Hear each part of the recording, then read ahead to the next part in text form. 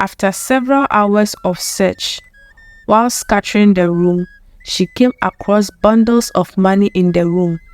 Immediately, she got out without packing any bag and ran out of the room with all of Kofi's money. Upon Kofi's return and seeing how scattered the room was, he knew what has happened.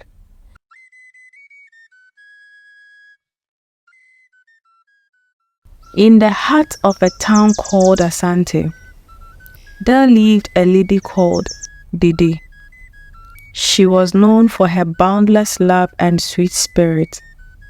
Her heart belonged to Kofi, a man as handsome as the noonday sun, but with pockets as empty as the harmattan wind.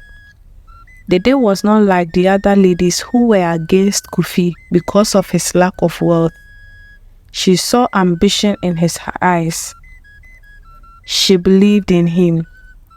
Their days were full of struggle. Didy tirelessly weaving baskets and selling them. Every penny she made were towards Kofi's dreams. He in turn spent his days learning the craft of carpentry, his strong hands shaping rough timber into exquisite furniture. Didy never complained. She always showed her love and support to Kofi. Years passed and Kofi's talent blossomed. His furniture possessed a certain grace that captivated the town. Soon wealthy merchants were lining up at their doorstep, waiting for Kofi's creation. With each passing day, prosperity smiled at them. Their small mud hut then transformed into a spacious house. But their once upon a time happy marriage was now going down the drain. Kofi, consumed by his newfound success, spent less and less time with Didy. He grew accustomed to the admiring glances of wealthy women. Their smiles threw a challenge Didy couldn't continue to compete with. One evening, as Didy cooked a pot of stew and yam, Kofi returned home. His eyes, which were once filled with warmth, now held coldness that sent shivers down Didy's spine. He said, "Didy, I have decided to take a new wife, a woman of wealth and status befitting my standing now." Didy's world shattered. The years of sacrifice, the hope for a better future, and all has reduced to a mere stepping stone for Kofi. Tears welled in her eyes, but she swallowed them back and responded, "Very well, Kofi. May your new wife bring you the happiness you seek." News of Kofi's betrayal spread like wildfire through the town. Women who had once envied Didy's love story now looked upon her with pity, but Didy refused to be a victim. Wiping away her tears, she planned on what to do. With a heavy heart and a broken spirit, she packed a small bag. She took a final look at the house she had helped build and stepped out into the night.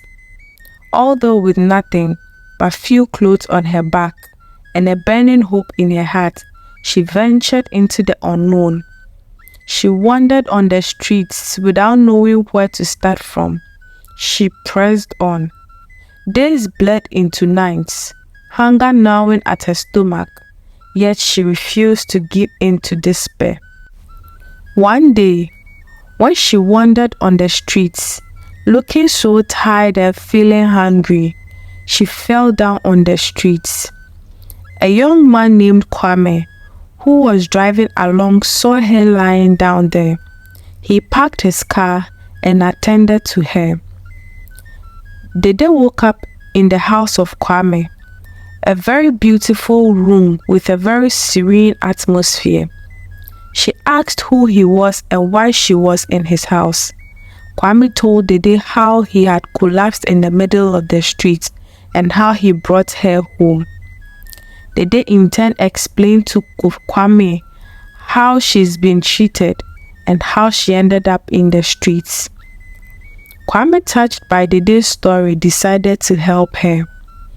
But Dede refused Kwame's offer, so they agreed that while Dede stayed in Kwame's house to find her way out, Dede would be taking care of his home while Kwame took care of Dede's financial needs. Back at Asante, Kofi married a very beautiful woman called Adesua, with a very high sense of fashion. Her extravagant lifestyle had a toll on Kofi's finances, but he was willing to do anything for Adesua. Adesua, on the other hand, has been thinking so hard and wide, considering what her future with Kofi holds. She has always envisioned herself in the big city with the big ladies, living a luxurious life, and the thought has kept her awake for several nights.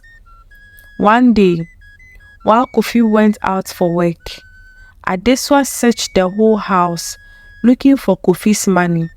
She knew that day Kofi had brought a huge amount of money to buy wood for his work. After several hours of search, while scattering the room, she came across bundles of money in the room. Immediately, she got out without packing any bag and ran out of the room with all of Kofi's money. Upon Kofi's return and seeing how scattered the room was, he knew what has happened. He rushed to where he kept the money, and the money was gone. Immediately, he sat on the floor with his hands on his head, weeping profusely. The sacrifices Dede had made began to flash before his eyes. He rushed out to look for Adesua, but she was nowhere to be found.